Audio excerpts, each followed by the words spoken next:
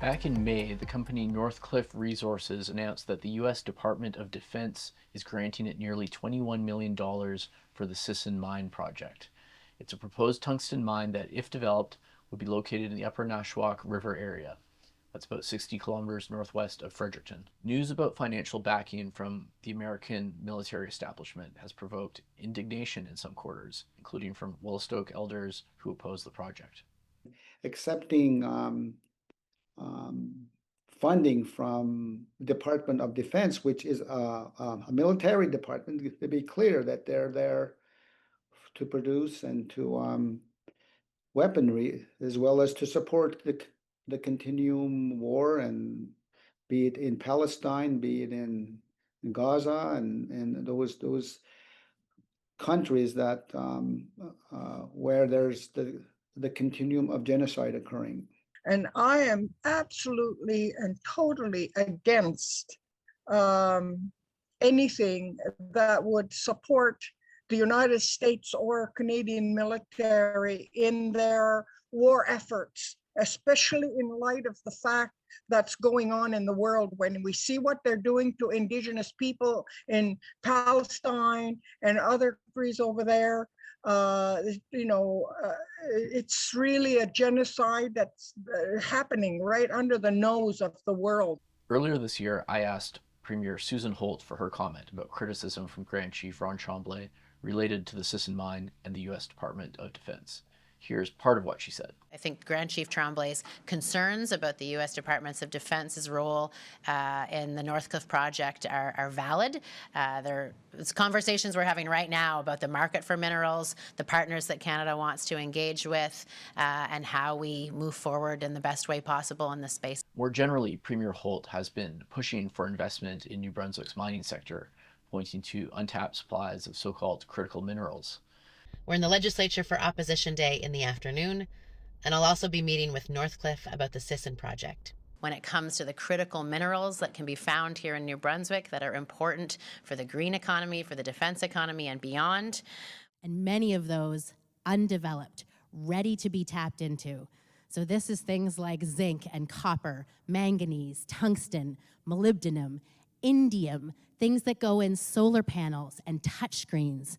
The U.S. Department of Defense is investing in New Brunswick right now in a tungsten and molybdenum development that we have going. It gives us interesting leverage in the situation that we're in right now. She has also stated that her government has strong relations with Indigenous communities. And we have First Nations at the table, ready to partner. There's a lot more background about this story. You can read about it on our online publication, nbmediacoop.org. We'll go now to those interviews. Thanks to volunteer reporter Anna Leah Simon for the interview with Alma. Stay tuned. You're a longtime opponent of the Sisson mine. Can you explain to listeners why you oppose the Sisson mine? Why do I oppose the Sisson mine? First of all, I was involved pretty much from the time they started, when they were doing they were supposed to be doing an assessment. Environmental assessment, and there were some problems there, especially around the water classification, and so it was not a complete and properly done environment assessment. That was the first thing. Secondly, we feel the Wolastoq feel that it would be a danger, and they want to build what do they call that? A tailings pond that would be the size of Fredericton.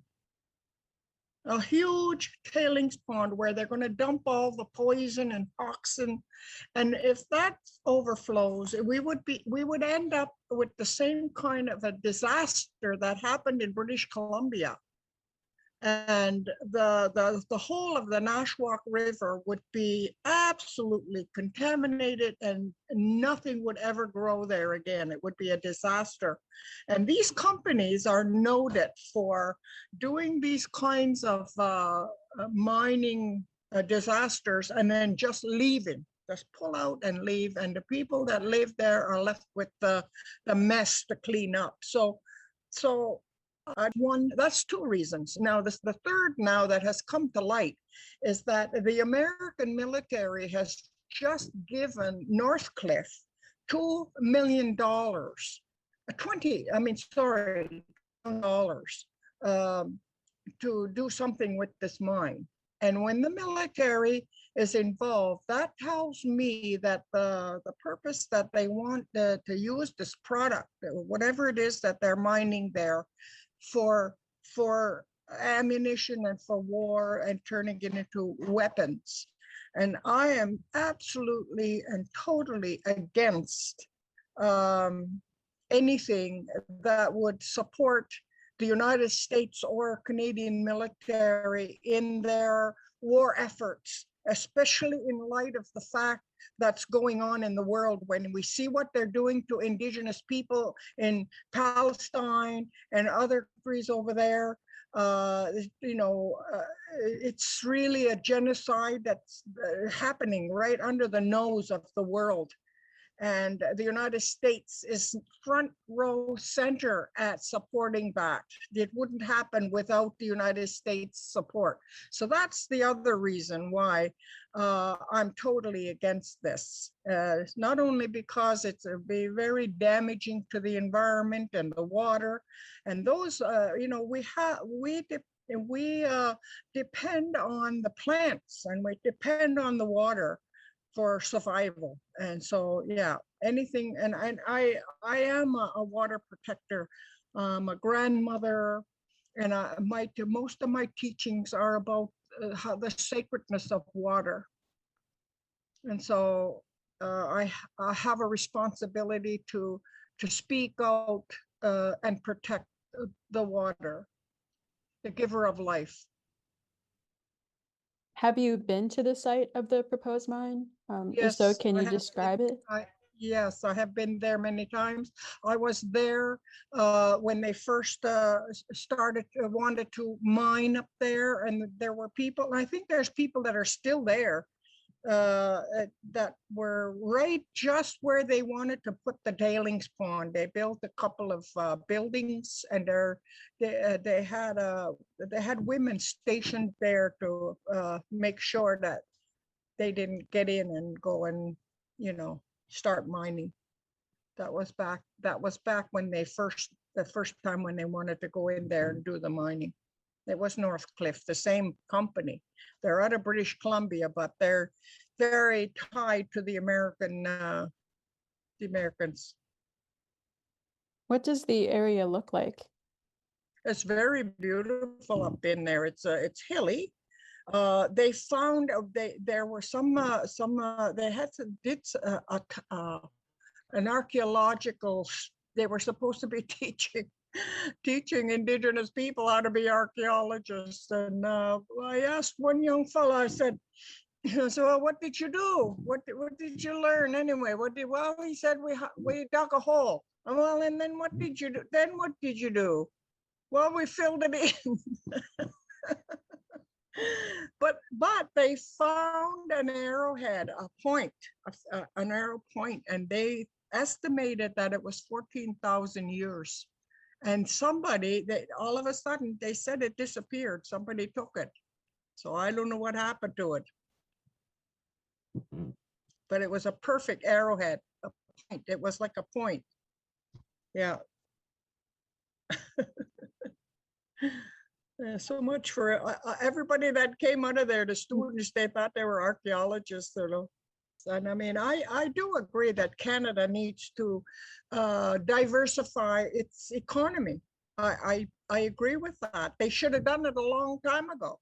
This didn't all start with Trump, they're blaming, even though they're blaming everything on Trump, it started this whole thing.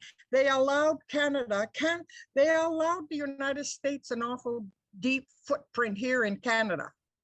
And they just have too much control over things in Canada. I think they should have diversified the economy a long, long time ago. But I also think that New Brunswick also needs to diversify its economy, and they shouldn't just think that they can make money off of destroying the land and water. that's kind of shallow thinking, and they're just thinking about money. They're not thinking about, they're not putting a lot of thought in a holistic kind of an economy. We cannot live without the land and without the water. I mean, you're not going to be able to eat your money if things go south, you know.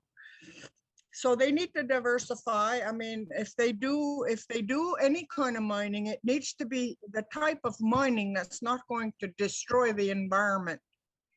And there's no guarantees. These companies will never guarantee that they won't, they'll never guarantee anything. You'll never see that word in any of their agreements. The Peace and Friendship Alliance, an alliance of Indigenous people and settlers, recently held a meeting where the Minister of Natural Resources, John Herron, spoke about the project. What did he say, and what was your take on his remarks? Well, you know, he just rattled on about nothing really. He never made any commitments to anything. He never, you know, he met with the people. He said what he thinks people wanted to hear, I guess, but he never really made any, you know, commitments. And you know, we have a brook that runs. It's in Peniac, and it runs right from it's sort of a brook that comes off of the Nashwaak, and there used to be fish in that brook. And there's a company up at the headwaters of that brook, and they a few years ago, one of our biologists, Cecilia Brooks, she did a test on the water there, because they have 3 lagoons. They made 3 lagoons where they dump all this toxic waste, and they bring this sludge from all over, from Maine, from Nova Scotia, from everywhere, and they're saying they're cleaning it, but they're dumping it in these lagoons. And the lagoon, one of the lagoons, there was a breach, and it spilled over into the brook. And when Cecilia got the test back, she found that there was PFAS in the testing that she did. PFAS is a chemical that's they call it a forever chemical. It means it will never be able to it's not biodegradable. It lasts forever, and it causes cancer. And they know it. And that brook runs right into the Nashwaak. And it was St. Mary's notified the provincial environmental people and the national environmental people, and they did nothing. And they still haven't responded to the seriousness of this. So we're still fighting that. We're still trying to find somebody that will clean that up.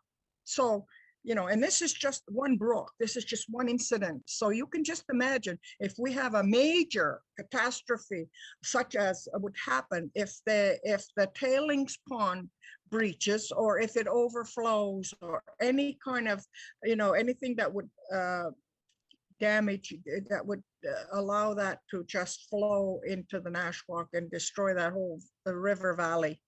It would destroy the whole entire river valley. So they would never clean it up. They'd be gone.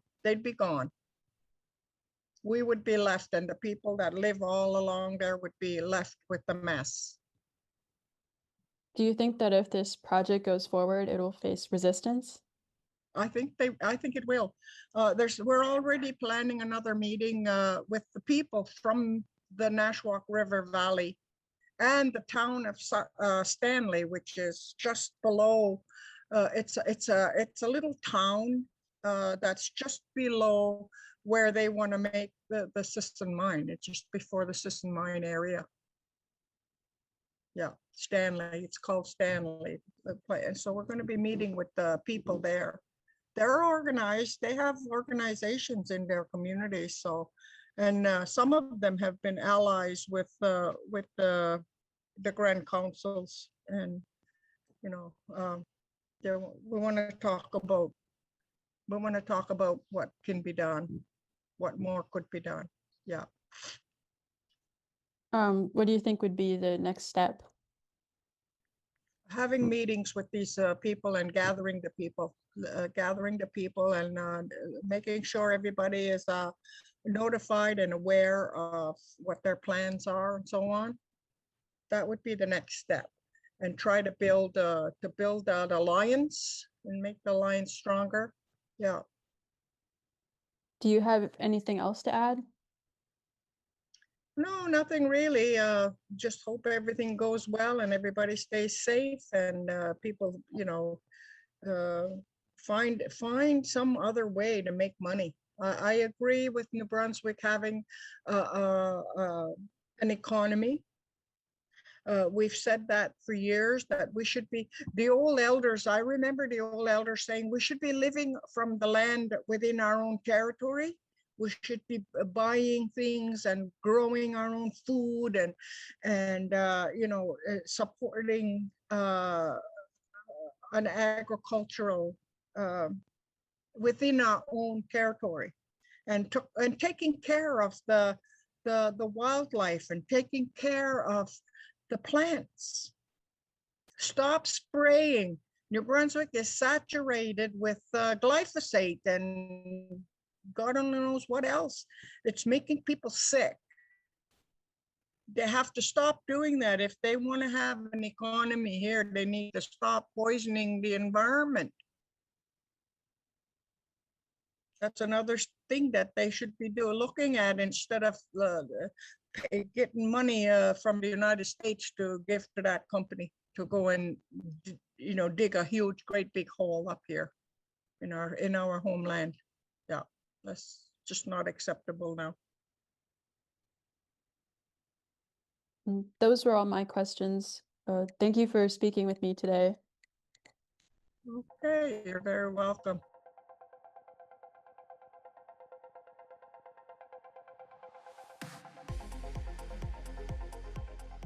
Today we're speaking about the proposed Sisson mine and opposition to the project. For more on this, I'm speaking with the Wolastoq Grand Chief, Chief Ron Tremblay, as you're known by your colonial name. But Ron, I'll let you introduce yourself. Way adli wisnil. Spazagazit pesazem, gakagos wagodem, nagamalsam wagodem, nagawalasta gavinil. Greetings, my traditional name is Spazagazit pesazem, which translates to Morning Star Burning. And I am here representing the Crow clan through my mother's side and Wolf through my father's side. And I am a citizen of Wolastoq, and which our nation is the Wolastoq. The provincial government, as you know, has been promoting the development of minerals, including tungsten, so-called critical minerals. In particular, they pointed to the massive tungsten deposit that would be the proposed Sisson mine. You're, I think, a longtime opponent of this project. Could you talk about why you oppose the Sisson mine? First and foremost is the huge holes that they have to dig, and the waste that's going to come from the earth, and the use of the chemicals within the tailings ponds, and people don't really understand how large of a hole that this mine will have, and plus the two tailings ponds that will be there forever, and the chemicals that are used to extract the tungsten. So the huge possibility at what time that these tailings ponds will breach, and once they breach, they will be dump the waste into the Nashwaak, and eventually all the way down here to Fredericton, into Wolastoq. So and what we were told is that the mine itself, as well as the tailings ponds, will be as large, the hole will be as large as the city of Fredericton, and that's quite a large hole. And there's a lot of factors that go into that too, why we oppose it. The the use of tungsten itself is used for the industries to create weaponry as well as machinery within the army to continue wars and bombing and and we oppose wars and we oppose supporting the construction of weaponry. On this point, the U.S. Department of Defense is reportedly investing some $20 million in this project for a feasibility study. Any comment on this? Yeah, this is kind of an ironic move of the province of New Brunswick as well as Canada itself, where they want to be more supportive of their own resources, and especially with the threat of tariffs through the United States and us wanting to divorce the United States and their economy and support our own, and then accepting funding from Department of Defense, which is a military department, to be clear that they're there to produce and to weaponry as well as to support the continuum war, and be it in Palestine, be it in Gaza, and those countries that where there's the continuum of genocide occurring.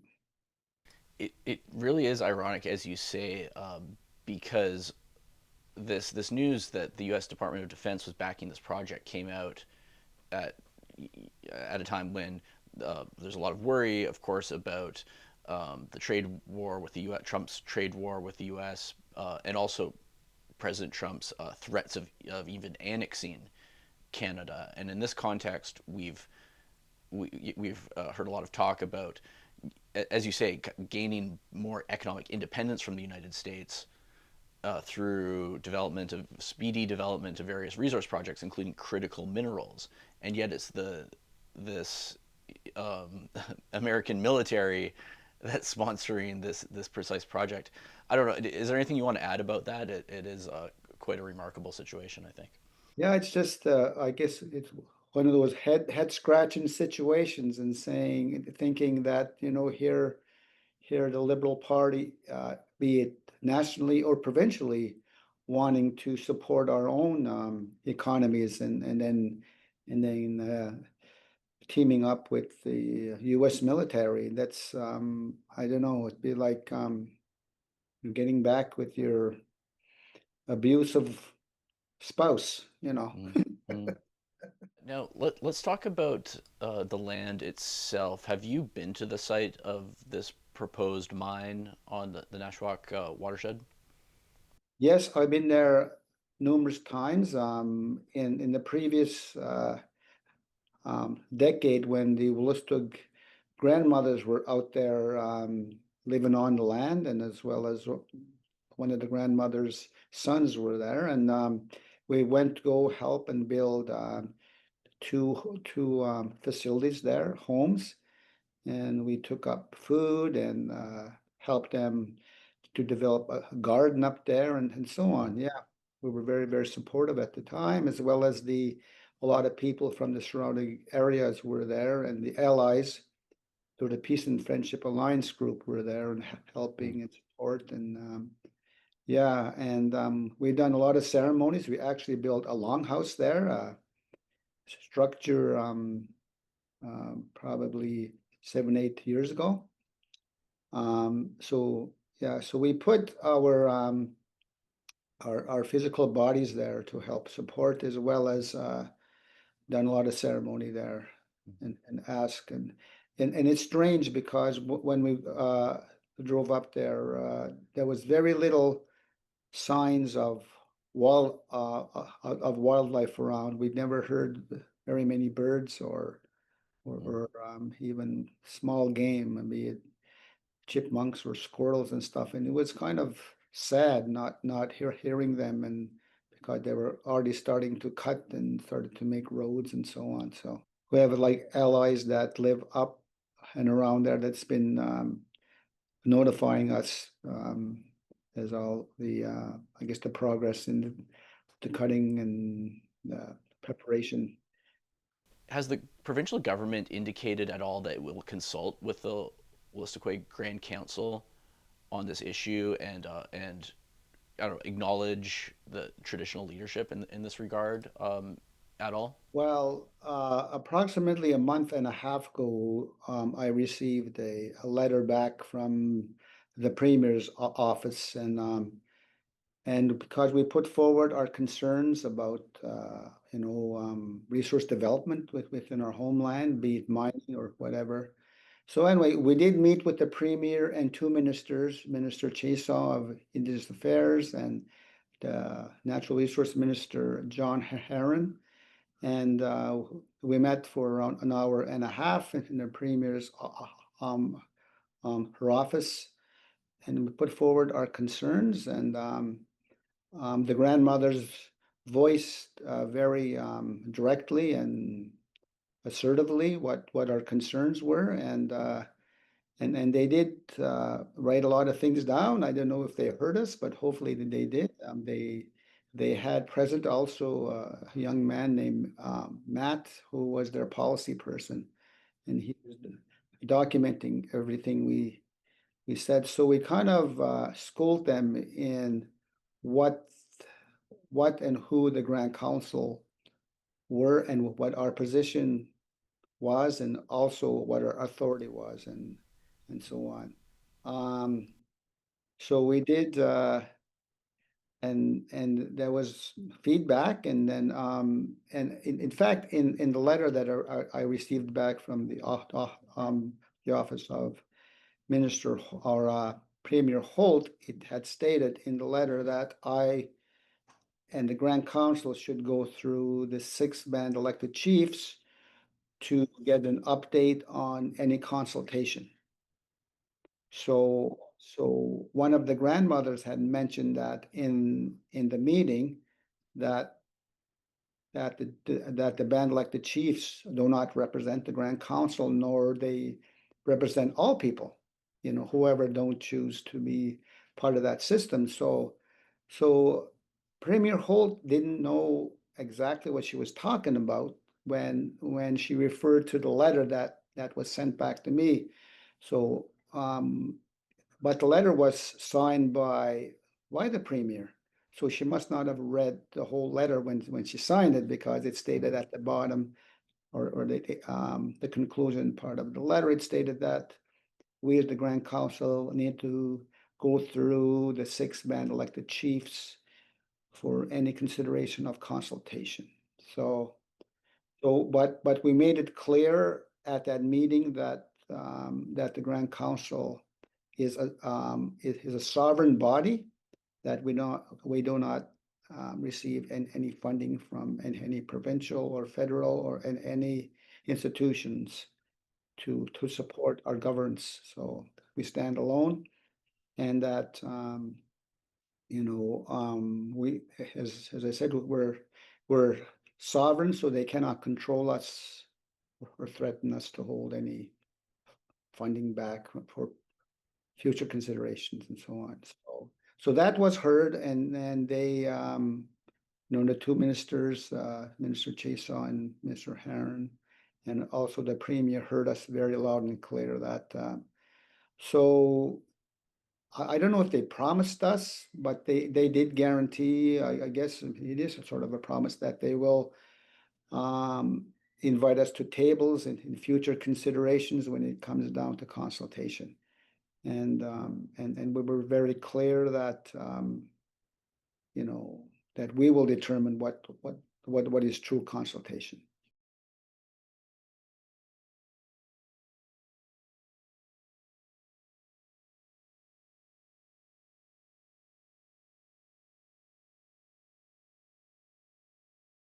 A few minutes ago, you mentioned the Peace and Friendship Alliance, and and John Herron, the Minister of Natural Resources. So I understand that the Peace and Friendship Alliance, this is an alliance of Indigenous people and settlers, recently held a meeting with the Minister of Natural Resources, and he spoke about the Sisson mine project. Can you talk a little bit about what he said and what was your take on his remarks? Sure. I have to commend him for coming, first and foremost, because we had invited ministers of the past to come and even for us to question him, and he was, he came into our environment, which I have to commend him for that. And John is a well-seasoned politician, so he knows his stuff, and he knows I think his background is in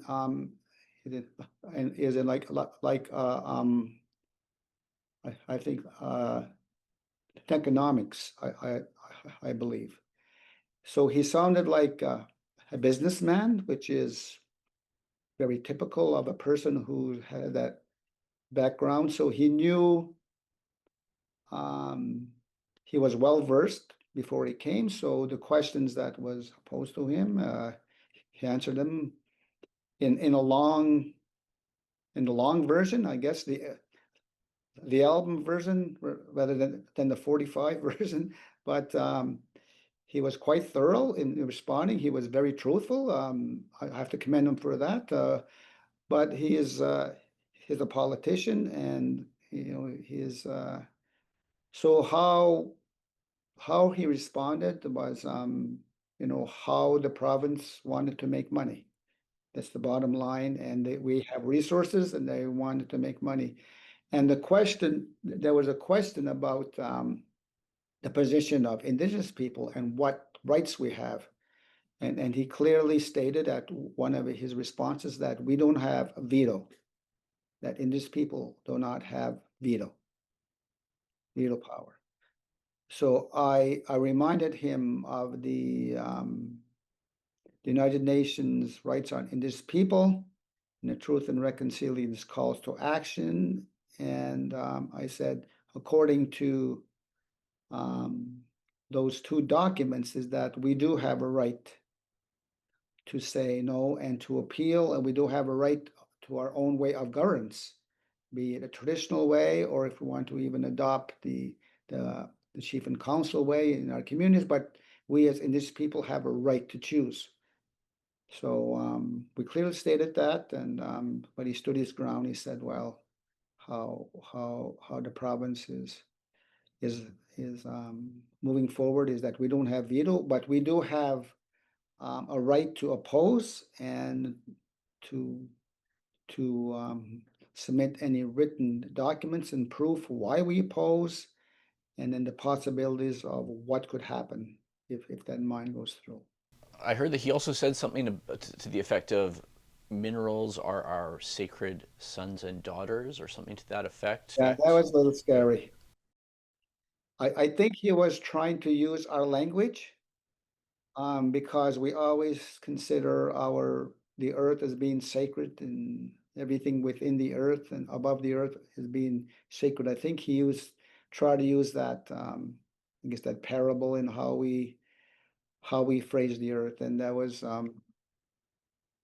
so I didn't want to attack. I didn't want to attack him about that, but so I kind of let the settlers, who was part of the Peace and Friendship Alliance, saying, "How could you say that? Like, that's kind of degrading to Indigenous spirituality and mind thought, considering minerals as our brothers and sisters." And yeah, so anyway, he kind of tried to renege and kind of go back on his words, and he did sort of apologize for using that.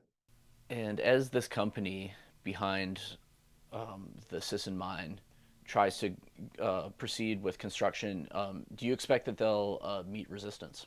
Well, I hope it doesn't get to that, but they probably will. I know there's a lot of young people. When Bill C-5 was passed, I was sent a little video of a group of young people. I don't know where, I think they were Cree or Anishinaabe, and they were ripping. They were so frustrated. He says, if you think they had resistance before, they will receive resistance for sure.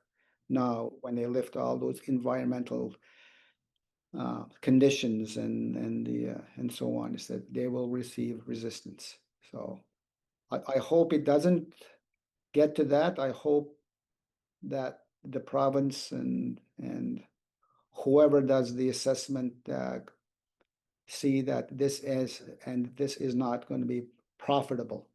And I know we do have part of our allies, the Peace and Friendship Alliance Group, who have broken down the economy, and he said this will be a lose-lose. He says it will not be profitable for this province to go and do that. He says, and the risks are too high. He said, and they said so. Yeah. Thank you for speaking to us about the situation today, Wolastoq Grand Chief Ron Tremblay. Thanks for joining the NB Media Co-op today.